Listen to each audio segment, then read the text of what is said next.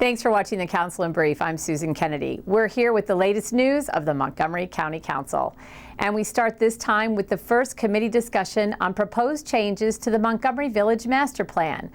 One major change revolves around development of the golf course that runs through the community. It's been closed due to economic reasons.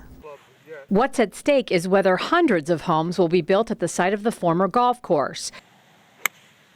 The 147-acre property was purchased by Monument Realty in 2012, but the golf course was closed in 2014. Plans call for 600 homes on the site, a mix of single-family, townhomes, duplexes, and an apartment complex around green space. There is an issue of communities' expectations that I'm sensitive to and that will take up the discussion, knowing that that was people's understanding when they purchased their homes. The business model of linking golf courses and real estate is suffering nationwide, making the situation in Montgomery Village not unusual.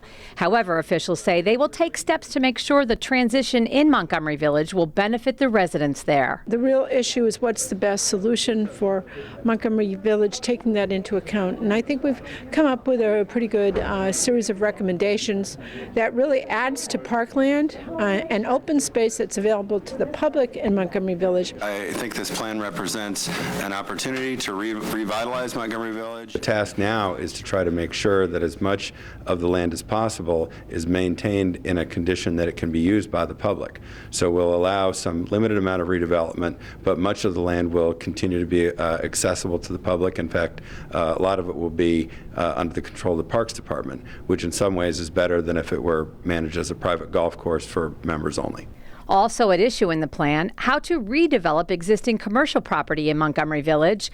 The master plan recommends the Village Center be redeveloped into a mixed-use town center with housing, retail, offices, and open space. This is one that's unanimous consensus wants to see this Village Center redevelop. And so once people start to see the catalyst of new investment in Montgomery Village, it really speaks well to making sure that we continue to push a lot of the opportunities that will be there. As the 2016 Maryland General Assembly gets underway, Montgomery County lawmakers are preparing for tension between second-year Republican Governor Larry Hogan and the Democratic-controlled legislature.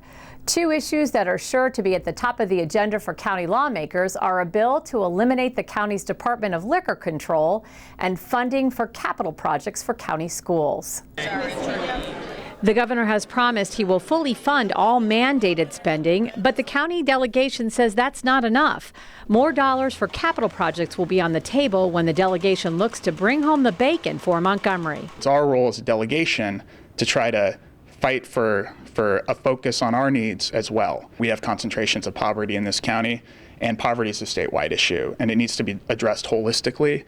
And that includes within Montgomery County. But there's no doubt all eyes will be on Delegate Bill Frick's bill that would put the question of eliminating the county's Department of Liquor Control on the November ballot. That department creates more than $36 million a year in revenue for the county, dollars that officials say are too critical to lose. Council President Nancy Florine says her motto this session is do no harm to Montgomery. We are concerned that we face a loss of revenue in that category if some of the proposals on the table were to advance, and that could affect our bottom line. We're pretty sensitive about ensuring that our revenue sources stay stable here in the county, and one of those issues happens to be the issue of the privatization of the county's Department of Liquor Control. It's difficult to extricate ourselves from that system that was created during Prohibition.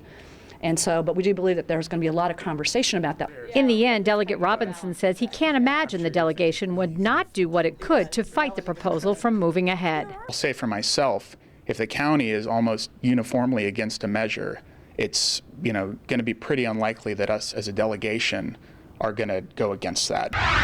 Well, that does it for this edition of the Council in Brief. For County Cable Montgomery, I'm Susan Kennedy. Thanks for watching.